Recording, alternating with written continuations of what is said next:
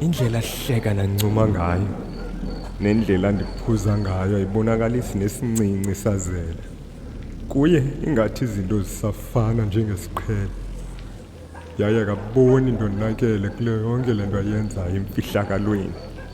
Yaye akaqondi nokuba ndiyaqaphela ukuba ivumba lesiqholo sakhe liyatshintsha xa kufika iweekend, ingakumbi xa kusithiwa kuyiwa kwi-weekend away. Nditsho nefowuni yakhe iyacinywa xa ehleli noBongeka ongumhlobokazi wakhe, endiqonda nje kakuhle ukuba neli gama likaBongeka ligama nje lokwenza mna isiyatha.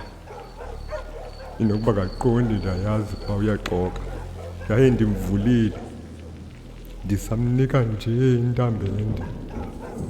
Eyona nto indiphambanisayo ngumsesa nomtshato onxibayo, kodwa uyazazi wenza amanyundululu nezimanga. Umsesane endawuthenga ngebhonasi yam yokuqala. Kweli thuba asoze bendim osengelwa phantsi igama lakhe. Sekwanele ngoku, mandithi ndiyenze le nto, yaye ndiyenze ingabi nayo nenye into eza kundilandela. Sekwanele ngoku.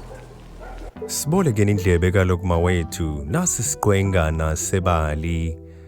Ngokubhalwa nguLubabalo Magwebu, sashicilelwa kumaziko okushicelela sePowerhouse Media Productions. Balilona elithi akukho nto ifihlakala kuphele. Lonwabele.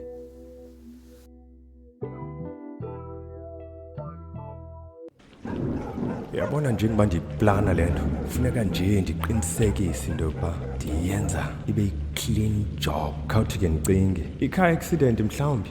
Hayi man, ingangumjojo endiyazi ngacaca nakowabo. Masithi irobhari? Hayi, irobhari yona ingenza isankxwe nengxolo eninzi. Isingathi ngebhubha kwindawo acinga ukuba usafe kuyo. Mandimlalise nje ubuthongo bukanaphakade kube kanye.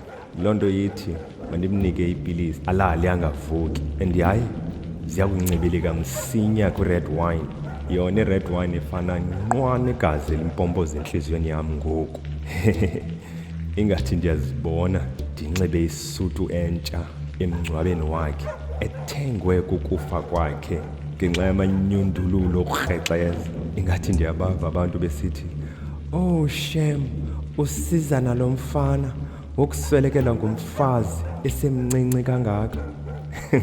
Ngelo xesha ndisisinana esiphethe izigidi ngezigidi zerandi ephuma kwi-life cover yakhe. Kodwa le inkohlakalo ebangelwe ngunkosikazi endazikhethela yena, kanti ndizifaka kowona mahadi. NoThixo uyakundixolela kuba idivorce iyakundishiya ndilihlazo elihamba ecaleni kwesihlangu. Ingathi le plan eza kakuhle. Mandikhawuleze ndingene endlini. Uzawube ndibuza imfitshi lo mfazi ukuba ndihlelele ntoni kule garaji ndingangena endlini. Ndiyawugqiba ubuya late emsebenzini, kodwa ngoku zawundazi.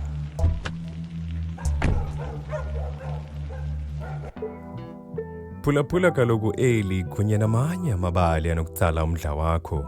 Ungaqhagamishelana nathi kumakhasi ezonxibelelwano. Apho khangela iPowerhouse SA. Kulapho unokuqhagamishelana nathi khona. Kodwa okwangoku sithi kuwe nakuwe, enkosi ngendlebe.